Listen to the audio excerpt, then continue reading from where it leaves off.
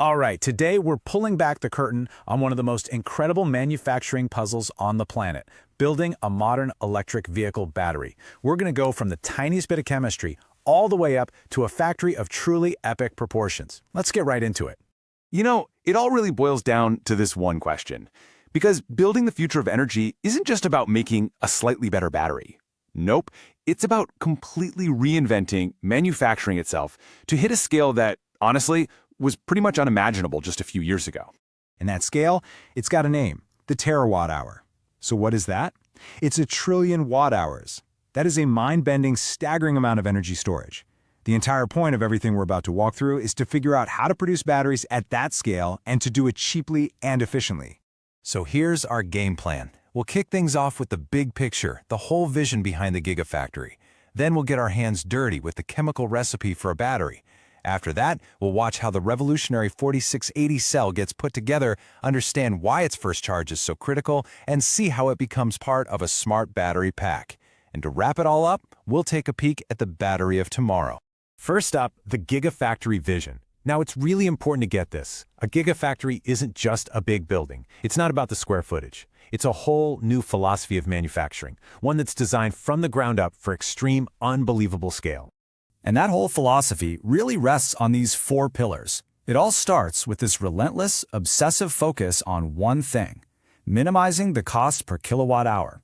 Every other goal serves that one. You do it by maximizing automation wherever you can, by constantly tweaking and optimizing your production yield to get rid of waste, and finally, by vertically integrating the supply chain, basically bringing every possible step of the process under one giant roof.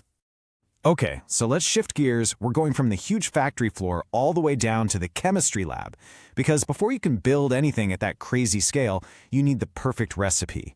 And just like any great recipe, it's all about the ingredients and exactly how you mix them together.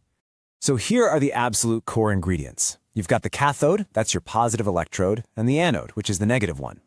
Now the lithium ions have to travel between them, and they do that through this liquid called the electrolyte. And then you have the separator. It's kind of the unsung hero of the whole thing. It's this super important safety feature that keeps the 2 electrodes from ever touching, which would cause a very, very bad day.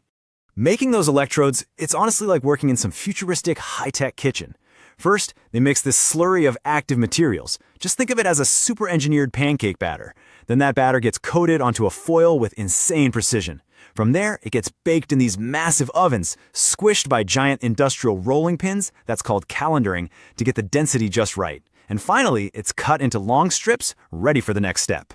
And right in the middle of that kitchen is one of the biggest breakthroughs in the whole process, the switch to a dry electrode process. See, the old way used these chemical solvents, and you needed huge power-sucking ovens to dry them out.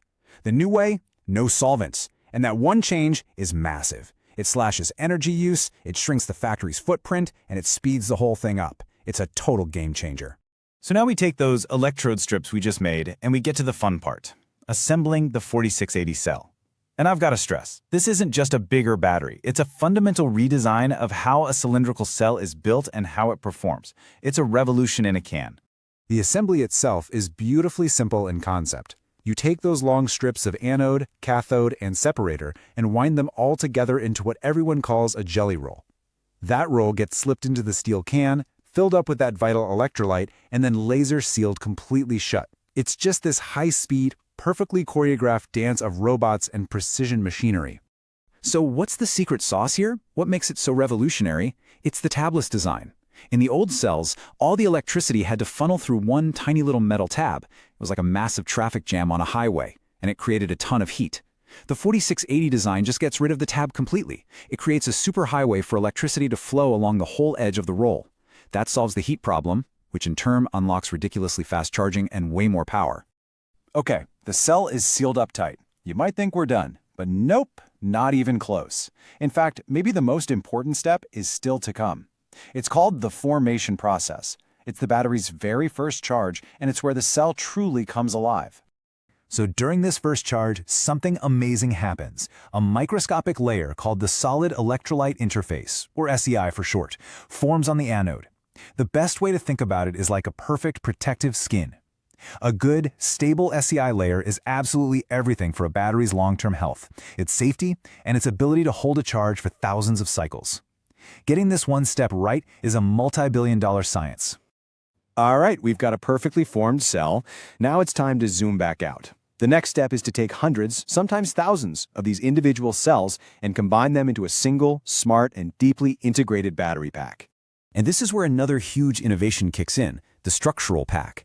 Instead of taking all the cells, putting them in a big, heavy battery case, and then bolting that into the car, the cells are actually integrated directly into the car's frame.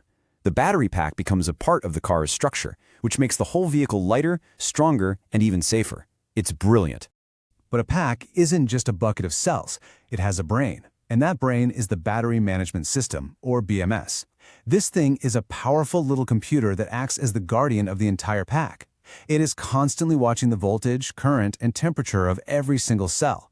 It balances them out, handles all the critical safety stuff, and communicates everything back to the car's main computer.